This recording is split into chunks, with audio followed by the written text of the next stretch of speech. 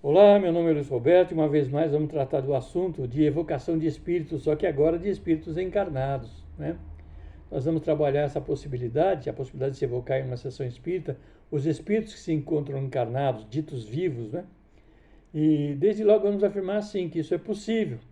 Se é possível a evocação e a presença de espíritos desencarnados, por que não evocar um espírito encarnado? Afinal de contas, esse espírito encarnado é também um espírito, seja ele homem, mulher ou criança na vida física, esteja nessa condição, ele é um espírito, né?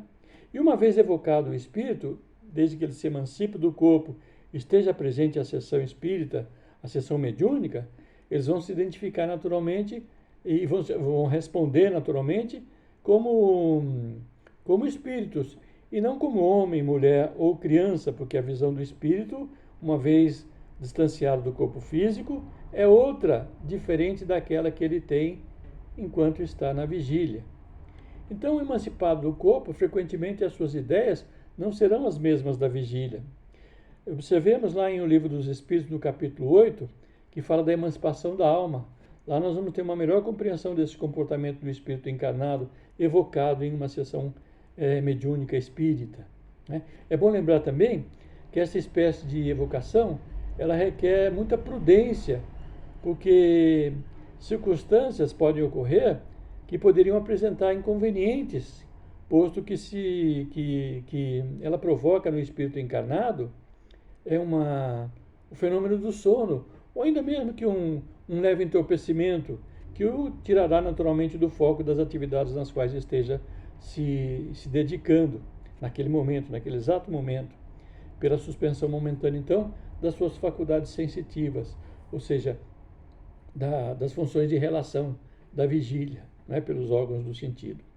Isso resultaria naturalmente em perigo se nesse momento a pessoa se achasse numa posição em que necessitasse inteiramente da sua consciência, seja, como exemplo, seja para a execução de um trabalho, qualquer que seja o trabalho, ou por estar na condução de uma máquina, por exemplo, ou mesmo numa atividade para cuidar da sua saúde. Então, o diretor dos trabalhos mediúnicos há de ser uma pessoa bastante experiente quando evocar um espírito encarnado. E saber quando da conveniência de se evocar esse espírito encarnado, para qualquer que seja a finalidade educativa ou curativa deste, né? Muitas vezes o espírito é evocado justamente para ser auxiliado na sua conduta como homem, mulher ou criança. Há que haver médiuns também especializados nesse tipo de recepção de espíritos encarnados. Não é qualquer médium que se propõe ou que tem essas condições, né? Eles são raros.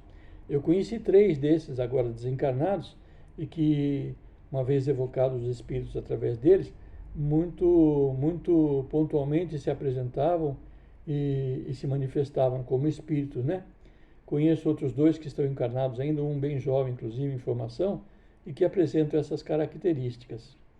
Entre esses desencarnados, tinha um que não gostava de jeito nenhum.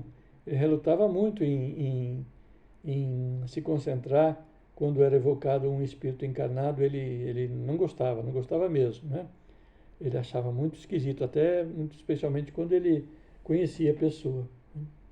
Então, lá na casa que eu frequento e da qual eu sou trabalhador, porque é importante ser trabalhador, eu assisti várias manifestações de espíritos encarnados para tratamento desses, né, adultos e crianças, que foram chamados ao aparelho mediúnico para esclarecimento quanto às suas necessidades espirituais e físicas também, não é?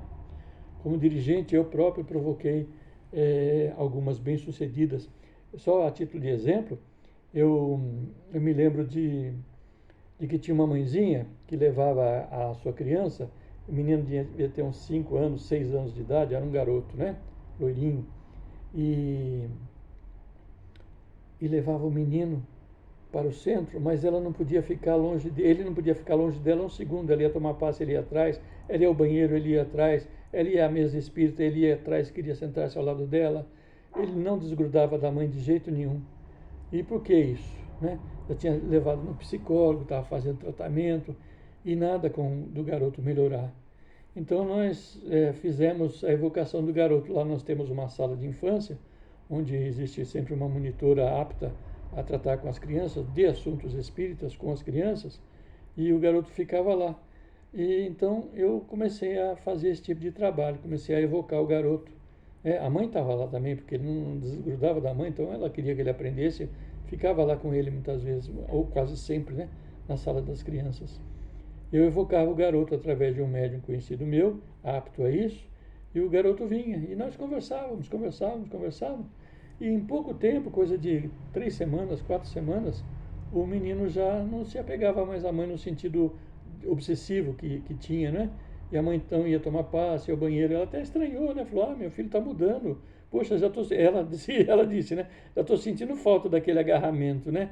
Ele foi se libertando, porque a gente começou a esclarecer o espírito, que a mãezinha o trouxe à vida física justamente para que ele crescesse, progredisse, se melhorasse, que ela não iria abandoná-lo em momento algum, que ela era o arrimo da vida dela, ele era o arrimo da vida dela, e que a recíproca era válida, ele podia confiar na mãezinha dele. Fomos conversando coisas desse tipo para dar ao espírito segurança, porque ele tinha na mãe justamente um bastião, né? Um apoio do qual ele não queria se desapegar, tinha medo de se desapegar, né? Nós fomos conversando com o espírito nesse sentido, e em pouco tempo, 3 semanas, um mês, conforme eu disse anteriormente, o garoto parou com essa coisa, começou a ir na escola, a mãe já não precisava mais ficar na escola com ele, né? Aí ia na escola, tchau, mãe, entrava, ia para a sala, para a salinha, era a infância ainda, né? Aulas de infância ainda, do Jardim da Infância, não sei como é que chama hoje, né? Mas ia lá. Então o resultado foi bastante positivo, mas teve outros também. Esse só para eu não me alongar, né? Para não me alongar e mostrar que isso é possível e que isso efetivamente se realiza. Leia lá, Emancipação da Alma, em O Livro dos Espíritos, capítulo 8. Leiamos todos, né? É bom reler, sempre bom reler. Curta, comente e compartilhe o nosso vídeo. Os nossos vídeos, de uma maneira geral, né? O vídeo é espírita, é para os espíritas, é um assunto espírita e que interessa aos espíritas. E vamos adiante.